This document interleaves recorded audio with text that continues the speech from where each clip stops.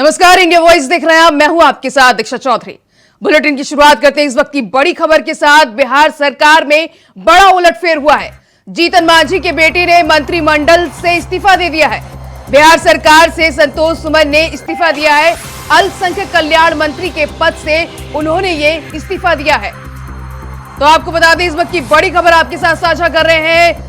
बिहार सरकार में बड़ा उलटफेर हुआ है। जीतन मांझी के बेटे ने मंत्रिमंडल पद से इस्तीफा दे दिया है। बिहार सरकार से संतोष सुमन ने यह इस्तीफा दिया है। अल्पसंख्यक कल्याण मंत्री के पद से उन्होंने ये इस्तीफा दिया है। तो बिहार के महागठबंधन में एक बार फिर बड़ी रार देखने को मिली है। हिंदुस्तानी अवाम मोर्चा के चीफ जीतन राम मांझी के बेटे ने अल्पसंख्यक कल्याण मंत्री के पद से इस्तीफा दे दिया। इस वक्त की बड़ी खबर आपके साथ साझा कर रहे हैं। बिहार सरकार से संतोष सुमन ने इस्तीफा दिया है। बिहार सरकार में बड़ा उलटफेर देखने को मिल रहा है। अल्पसंख्यक कल्याण मंत्री के पद से उन्होंने ये इस्तीफा दिया है। जीतन मांझी के बेटे हैं संतोष सुमन ने ये इस्तीफा दिया है। वो बिहार सरकार में अल्पसंख्यक कल्याण मंत्री के पद पर कार्यरत थे, लेकिन अब उन्होंने अल्पसंख्यक कल्याण पद से इस्तीफा दे दिया है।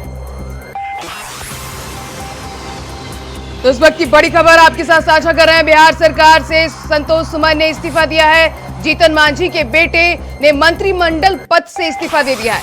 बिहार सरकार से संतोष सुमन ने इस्तीफा दिया है। वो बिहार सरकार में इसको लेकर बड़ा उलटफेर देखा जा रहा है।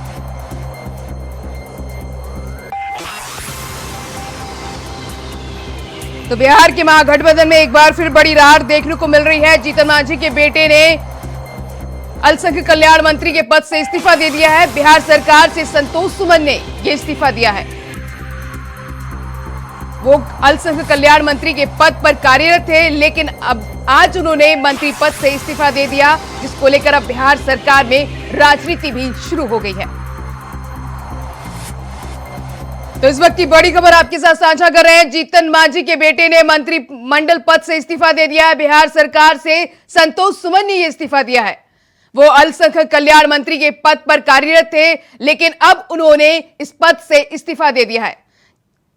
फिलहाल बिहार के महागठबंधन में एक बार फिर बड़ी रार देखने को मिल रही है। इसको लेकर अभी राजनीति भी शुरू हो गई है।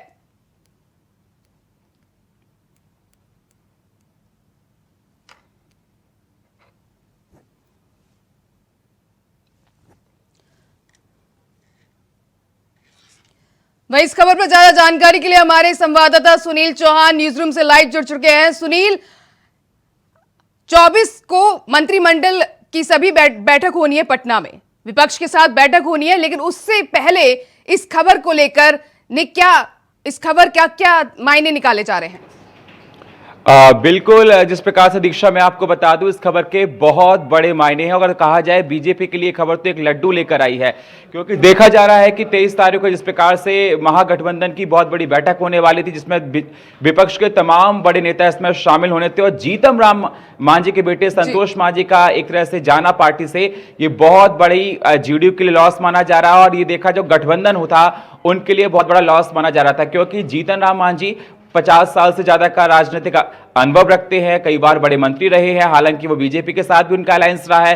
लेकिन सवाल इस बात का निकल कर आ रहा है कि बिहार में जो दलित वोट था उन पर अच्छी पकड़ रखते थे, लेकिन अगर बताया जा रहा है कि जिस प्रकार से संतोष मांझी के इस्तीफे देने के बाद ये वोट बैंक कहीं ना कहीं लॉस होगा, तो ये जो विपक्ष का गठबंधन की बात कर रहे हैं, घर में ही रार घर में ही फूट देखी जा रही है।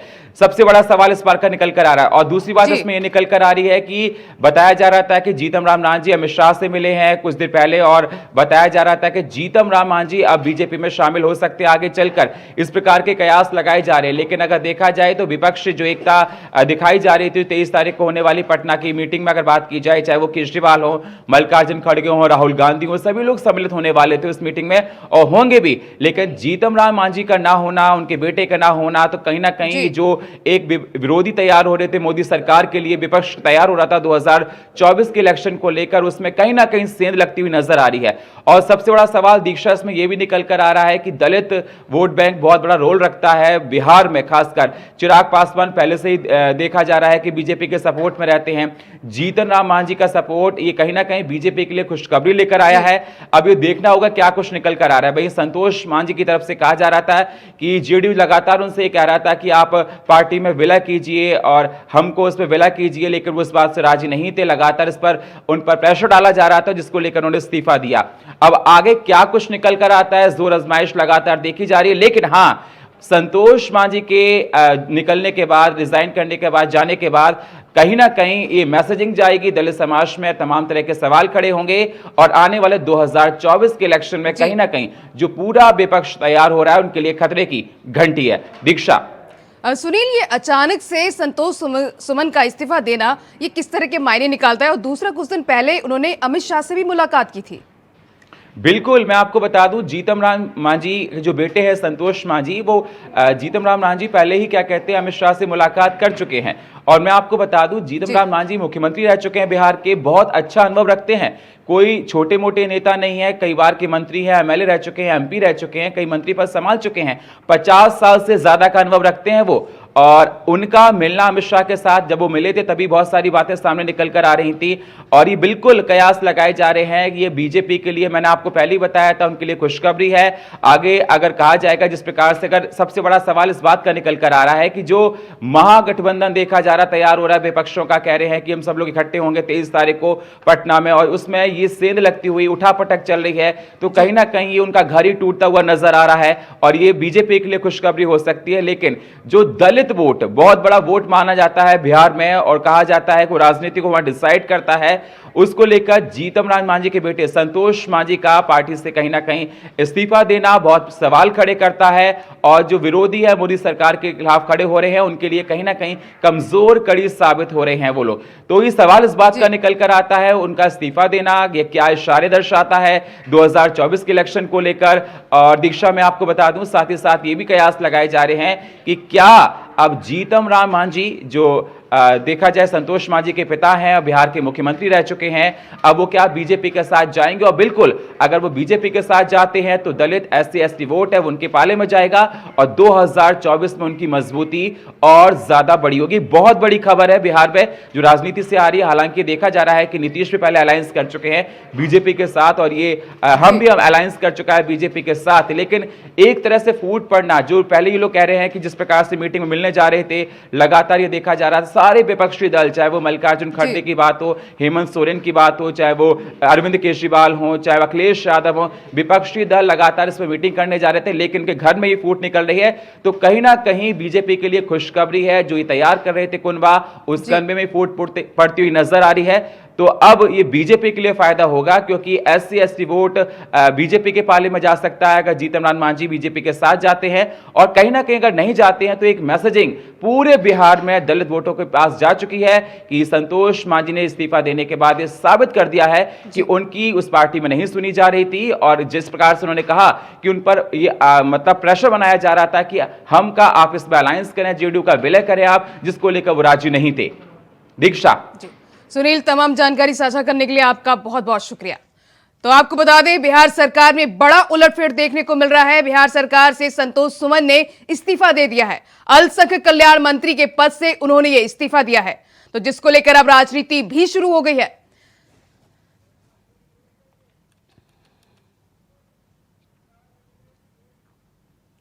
फिलहाल वक्त चला है छोटे से ब्रेक का, फौरन हाजिर होंगे। ब्रेक के बाद फिर आपका स्वागत है। बढ़ते हैं अगली खबर की ओर, जो भोपाल से सामने आ रही है। भोपाल में सीएम शिवराज की अहम बैठक हो रही है। सतपुड़ा भवन में आग की घटना पर यह बैठक हो रही है। बैठक में गृह मंत्री, मुख्य सचिव और डीजीपी मौजूद हैं। तो आपको बता दें, सतपुड़ा भवन में लेकर हुई घटना पर यह बैठक हो रही है। शिवराज सिंह चौहान इस बैठक कर रहे हैं। बैठक में गृह मंत्री, मुख्य सचिव और डीजीपी मौजूद हैं। तो मध्य प्रदेश के दूसरे सबसे बड़े सरकारी दफ्तर सतपुड़ा भवन में सोमवार को आग लगी थी। करीब 25 करोड़ का फर्नीचर और 12,000 से ज्यादा अहम फाइलें जलकर स्वाहा हो गई थी। इसको लेकर सीएम शिवराज सिंह बैठक कर रहे हैं। बैठक में गृह मंत्री और मुख्य सचिव और डीजीपी बैठक में मौजूद हैं। तो सतपुड़ा भवन की आग की घटना को लेकर सीएम शिवराज बैठक कर रहे हैं। बैठक में गृह मंत्री, मुख्य सचिव और डीजीपी मौजूद है।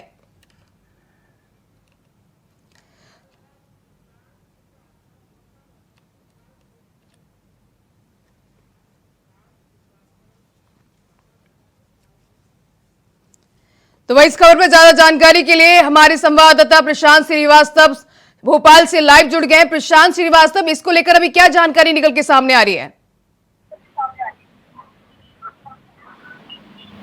अभी सीएम हाउस में बैठक चल रही है जिसमें गृह मंत्री नरोत्तम मिश्रा हैं, एसीएस राजेश राजौरा जी हैं, हेल्थ मिनिस्टर विश्वास सारंग और साथ में स्वास्थ्य मंत्री प्रभुराम चौधरी और वरिष्ठ जो अधिकारी हैं वो भी इस बैठक में पहुंचे हुए हैं और इसकी समीक्षा की जा रही है कि आखिर आग लगने का कारण क्या था और इतनी बड़े स्तर पर आग कैसे लगी। इसमें एक बात समझ में आ रही, विपक्ष भी बड़ा हावी हो रहा है इन सब बातों को लेके। आरोप लगाया जा रहा है कि कहीं न कहीं साजिश है और सबसे बड़े विभाग थे जिनमें बहुत सारी जांचें चल रही थी, जिनकी जानकारियां जुटाई जा रही थी। आदिम जाति कल्याण विभाग था, वहां पर हेल्थ का विभाग था पूरे मध्य प्रदेश का, साथ ही परिवहन विभाग से जुड़ी बड़ी गंभीर जो अनियमितताएं हुई हैं उनकी फाइलें भी वहां पर थी, जिनकी जांच की थी और विपक्ष इसकी जानकारियां जुटा रहा था। तो कहीं ना कहीं विपक्ष इस पर हावी है और विपक्ष ये आरोप भी लगा रहा है कि ये सारी साजिशें अगर इसलिए हुई हैं, इसकी जांच होनी चाहिए, कहीं ना कहीं घोटालों को दबाने के लिए तो नहीं किया गया है सारी चीज। तो विपक्ष इस पर पूरी रूप से हावी है। जी प्रशांत श्रीवास्तव, भवन में बहुत ज्यादा जरूरी फाइलें भी रखी हुई थी, तो क्या सभी फाइलें वहां पर जलकर राख हो गई हैं? इसको लेकर क्या जानकारी अभी तक सामने आई है? हाँ, अभी तक जो जानकारी आई है उससे निकल के आया कि जो 12 से 15,000 फाइलों की बात की जा रही है वो लगभग जलकर खाक हो चुकी है। 3 जो फ्लोर थे पूरी तरह से नष्ट हो गए, वहां का फर्नीचर जल चुका है, फर्नीचर के साथ एसी वगैरह जो थे, महत्वपूर्ण जो दस्तावेज थे, उपकरण थे, वो सारे जल चुके हैं वहां पर। तो ऐसा कुछ भी अभी वहां नहीं है, राख का ढेर है। अभी भी चूंकि बचाव कार्य जारी है, सेंटर से सीआईएसएफ की और आर्मी की टीमें भी वहां लगी हुई हैं, लेकिन चूंकि आग 16 घंटे तक रही, अभी वहां पर आग की लपटें तो नहीं है, लेकिन आंच इतनी ज्यादा है कि अभी वहां पर पूर्ण रूप से काबू नहीं पाया गया है। अभी एजेंसियां काम कर रही हैं, लेकिन ये बात सामने आई है कि पूर्ण रूप से जो दस्तावेज वो वहां पे पूर्ण रूप से नष्ट हो चुके हैं। जी प्रशांत श्रीवास्तव, ये भवन में 5 मंजिला भवन में ये आग लगी थी और इसको देखा जा रहा है कल शाम को ये आग लगी थी, तो अभी तक क्या आग पर पूरी तरह से काबू कर लिया गया है? नहीं, आग तो बुझ चुकी है, लेकिन अभी वहां पर अंदर एजेंसियां जाने का प्रयास कर रही हैं, पानी की व्यवस्थाएं दी जा रही हैं और भी जो भी चीजें हैं वो की जा रही हैं ताकि अंदर जाके और जो अलमारियों में फाइलें रखी थी उनको निकाला जाए। लेकिन ऐसी कोई स्थिति अभी नजर नहीं आ रही है क्योंकि आग इतनी भयंकर थी कि तीनों जो मंजिलें थी उनको पूरे लपेट में लेके और पूरी तरह से नष्ट हो चुका है। आग को काबू पाने में लगभग 16 घंटे का वक्त लग गया और यहाँ का जो सिस्टम था वो पूरी तरह फेल हो गया, चाहे वो नगर निगमों या फायर ब्रिगेड का जो सिस्टम था मध्य प्रदेश का, वो पूर्ण रूप से फेल हो चुका था। प्रशांत श्रीवास्तव, इस भवन में रखे हुए कम से कम 80% जो दस्तावेज थे वो जलकर सुहा हो चुके हैं, तो उसको लेकर अभी बैठक जो शिवराज सिंह की तरफ से की जा रही है, उनको अभी तक उनके क्या बयान सामने आए हैं इसको लेकर, भवन को लेकर? देखिए, इसकी बैठक चल रही है। बैठक में दस्तावेज नष्ट को लेकर ये भी बात की जा रही थी क्योंकि सारे दस्तावेजों का जो कंप्यूटरीकरण किया जाना था, ये फाइलें बनाई जानी थी, क्या ये फाइलें बनाई गई तो वो स्टोरेज कहाँ हुई? अगर स्टोरेज वहीं हुई तो सिस्टम भी सारे जल के खाक हो चुके हैं, क्या इनका रिकॉर्ड वापस मिल पाएगा? इन सब तमाम पहलुओं पे अभी बातचीत चल रही है। थोड़ी देर में सब निष्कर्ष निकल के आएगा कि क्या आगे रणनीति तैयार की है इन सब चीजों से। और विपक्ष जिस तरह से हावी है विभागों को लेकर, विभाग में जिस तरह से अनियमितताएं घोटाले हुए, जो फाइलें थी वो पूरी तरह से नष्ट हो गए हैं, तो उनका किस तरह से आरोपों का ये लोग जवाब दे पाते हैं। लेकिन ये बात जरूर है कि कहीं ना कहीं इसमें साजिश की वो जरूर नजर आ रही है। प्रशांत श्रीवास्तव, तमाम जानकारी साझा करने के लिए आपका बहुत बहुत शुक्रिया। रुक करते हैं अगली खबर का। अगली खबर अलीगढ़ से सामने आ रही है। अलीगढ़ के खैर नगर पालिका परिषद के भाजपा चेयरमैन प्रत्याशी ने सांसद सतीश गौतम और राजस्व राज्य मंत्री अनूप प्रधान पर गंभीर आरोप लगाए हैं। बता दें कि टिकट दिलाने के नाम पर इन दोनों के लोगों ने उनसे 40 लाख रुपए लिए थे। साथ ही बता दें कि रुपए लेने के बाद टिकट तो मिला लेकिन चुनाव में साथ नहीं दिया। बताया जा रहा है कि आप प्रत्याशी का समर्थन किया। साथ ही भाजपा प्रत्याशी ने कहा कि सांसद और राज्य मंत्री ने उन्हें हराने के लिए प्रशासन पर दबाव भी बनाया था, जानबूझकर आम आदमी पार्टी के प्रत्याशी को जितवा दिया।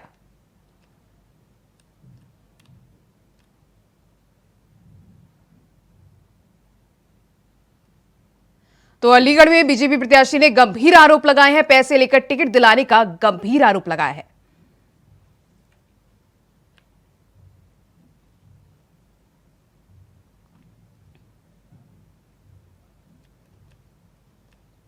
उधर उन्नाव में अपराधियों के हौसले बुलंद हैं। 18 दिन पहले एक महिला के घर में घुसकर युवकों ने बलात्कार करने का प्रयास किया था, जिसका विरोध करने पर महिला के साथ पिटाई कर उसे गंभीर रूप से घायल कर दिया गया था। इस दौरान महिला के सिर में गंभीर चोटें आई।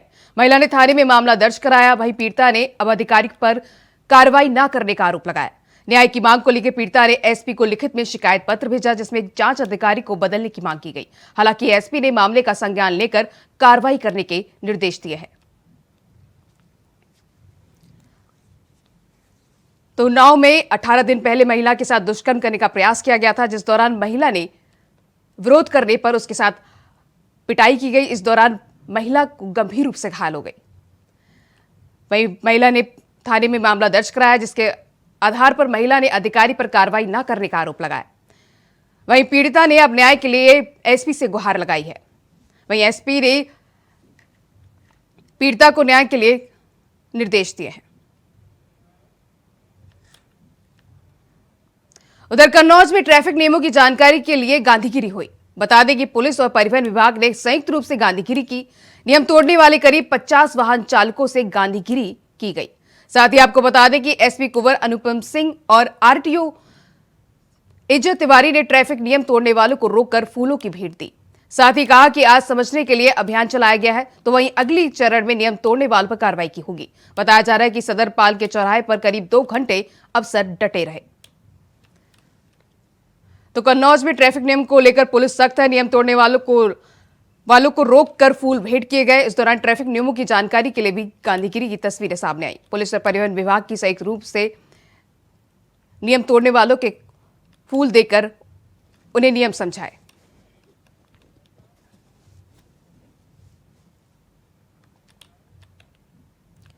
उधर ट्विटर के पूर्व सीईओ जैंग डॉन्सी के किसान आंदोलन को लेकर किए गए दाव पर सियासी घमासान मच गया है, जहां कांग्रेस समेत तमाम विपक्षी दलों ने इस मुद्दे पर केंद्र सरकार को घेरते हुए जवाब मांगा है।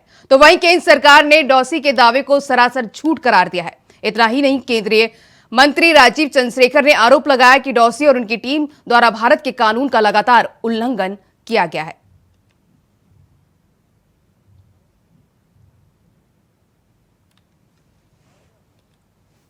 ये ट्विटर के लोग वही हैं जो महिलाओं की गलत तस्वीरें पर ट्वीट करते थे, कार्रवाई करने से इनकार करते थे। और ये ट्विटर के लोग वही थे जो अमेरिकन कांग्रेस में पेश होंगे, ब्रिटिश संसद में पेश होंगे, लेकिन भारत की संसदीय कमेटी में नहीं पेश होंगे।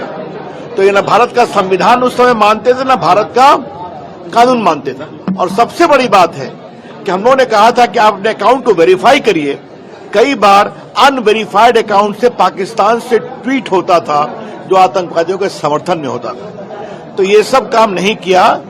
और ट्विटर में जैक डॉर्सी ने क्या किया, अब सब चीजें सामने आ रही हैं। एक बात साफ है, भारत में सारे सोशल मीडिया का पूरा सम्मान है। भारत एक लोकतंत्र है, लेकिन भारत का संविधान, भारत का कानून मानना पड़ता। और जैसा कि आपने अभी सुना और देखा, ये जैक डॉर्सी हैं, ट्विटर के संस्थापक, the founder of Twitter and also its former CEO. He was the CEO of Twitter when the farmer agitation was happening. और उन्होंने 2 टूक कहा कि सरकार ने उनसे कहा अगर किसान तो ट्विटर के दफ्तरों, कर्मचारी के घर पे छाप, भारत में ट्विटर बंद कर दिया जाएगा। लेकिन सच की भी एक खासियत होती है, और सच की खासियत यह है कि जितनी से उसको दबाया जाता है, और फिर मोदी काले सच आप डेमोक्रेसी ऑफ डेमोक्रेसी लगा उसी को, उसी सच को बताने का है। उधर कन्नौज के तालग्राम में 11 महीने पहले हुए सांप्रदायिक बवाल के मास्टरमाइंड पूर्व प्रधान तोताराम के खिलाफ पुलिस ने बड़ी कार्रवाई की है। सांप्रदायिक दंगे के मुख्य आरोपी तोताराम पर रासुका लगा दी गई है। तोताराम पर तालग्राम में दंगा भड़काने की साजिश रचने का आरोप है।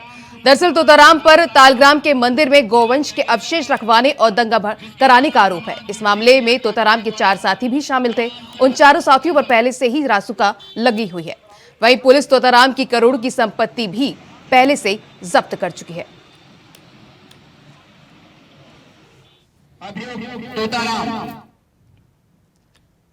वहीं अब खबर बदायूं से, जहां एक विवाहिता पर ससुराल पक्ष ने कहर ढाया है। मायके पक्ष का आरोप है कि ससुरालियों ने विवाहिता के साथ मारपीट कर उसे जहरीला पदार्थ खिलाया, जिसके बाद विवाहिता को गंभीर हालात में जिला अस्पताल में भर्ती कराया गया। वहीं विवाहिता की हालत बिगड़ने पर ससुराल जन उसे छोड़कर भाग गए, जिसको लेकर पीड़ित पक्ष ने मामला दर्ज कराया है। पुलिस मामले की जांच में जुट गई है। ये पूरा मामला उसावा थाना क्षेत्र के वार्ड नंबर 1 का बताया जा रहा है।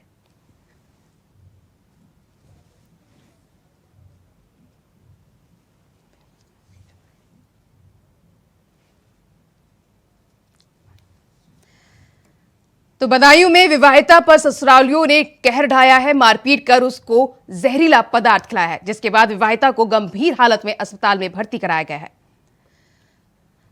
वहीं पीड़िता के परिजनों ने ससुरालजनों के खिलाफ मारपीट का आरोप लगाया है। उधर बलिया से एक वीडियो वायरल हो रहा है, जिसमें सरकारी गाड़ी को स्टार्ट करने के लिए होमगार्ड के जवान धक्का लगा रहे हैं। बता दें कि सरकारी गाड़ी सिटी मजिस्ट्रेट बलिया की है। बताया जा रहा है कि ये वीडियो जिलाधिकारी कार्यालय कैंपस का बताया जा रहा है।